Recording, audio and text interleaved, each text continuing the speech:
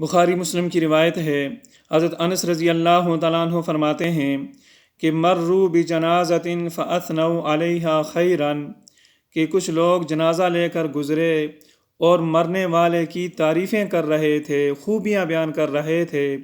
نبی علیہ السلام نے فرمایا وجبت، واجب ہو گئی۔ ثم مروا باخری، پھر ایک دوسرا جنازہ آیا، فاثنوا علیہا شرا، لوگ مرنے والے کی برائیاں بیان کر رہے تھے، اس کے عیب شمار کر رہے تھے۔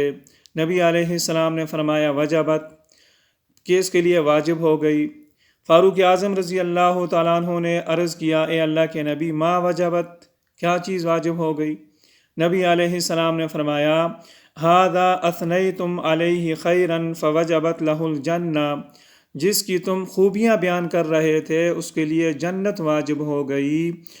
وھذا اثنیتم علیہ شرا، اور جس کی لوگ برائیاں بیان کر رہے تھے، عیوب کا تذکرہ کر رہے تھے، فوجبت لہ النار، اس کے لیے جہنم واجب ہو گئی۔ انتم شہداء اللہ فی الارض، تم لوگ زمین میں اللہ رب العزت کے گواہ ہو، جیسے گواہی دو گے تمہاری گواہی کے مطابق فیصلہ ہوگا۔